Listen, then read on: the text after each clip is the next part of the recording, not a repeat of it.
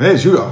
Ne, nismo se pretepali v firmi, sem toliko, da veste, nekaj sem se udaril v eno odprto okno, ampak govoril bom malo o tem, kar se lahko tudi zgodi v firmi. Ne, da bi se pretepali, ampak recimo govoril bom o nepomembnih informacijah. Nekdo vam širi nepomembno informacijo. In kaj zdaj? Kako vi odreagirate? Ne vam povem, da ta neverbalna komunikacija pogosto rata čudna. Ne? Ko vam nekdo nekaj razlaga, vi kimate. Pač ne, da se strinjate z njim, ampak razumete ga, ko govori. Veste, ko včasih ljudje avtomatsko tako z glavo začnemo delati. Ne? In zdaj ta, ki vam govori nekaj, lahko pa misli, da vi enako mislite, da se s tem strinjate, da to je pritrjevanje. Ne? In potem, ko gre v drugo pisarno ali pa ko gre v, ne vem, čajno kuhinjo, sigurno govori, sej Robert se je tudi strinjal s tem. Pa se v principu res nisem. Ampak to naredimo brez veze, mingrede.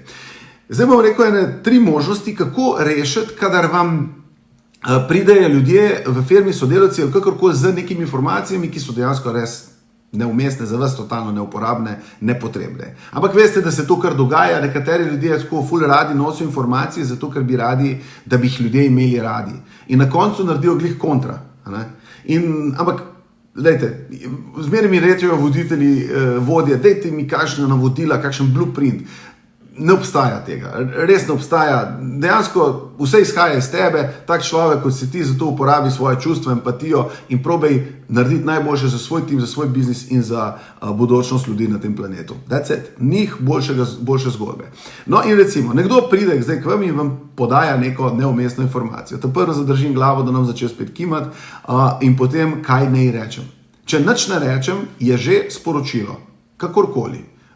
Robert je bil tudi jezen, nič ni rekel, pa ni nič od tega. Ne? Se pravi, moram nekako reagirati, da svojo integriteto opravičim in pa hkrati, da naredim še večjo škodo, ker je že ta, ki širi informacije, dela.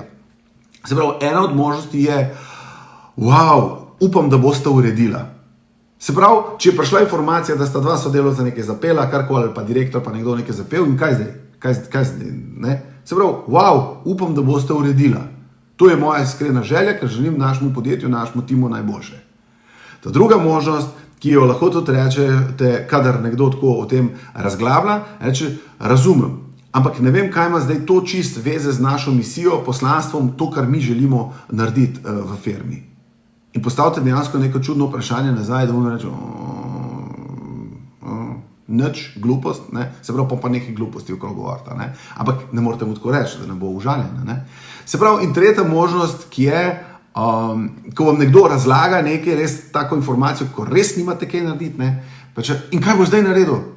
In reče, kako, jaz? Ja, nič. A moram jaz kaj narediti? Ok, pa deva delati naprej, ker je škoda, da zgubljava čas. Ok, če vam kaj pomaga, če imate boljšo rešitev, pa vi napišite v komentar.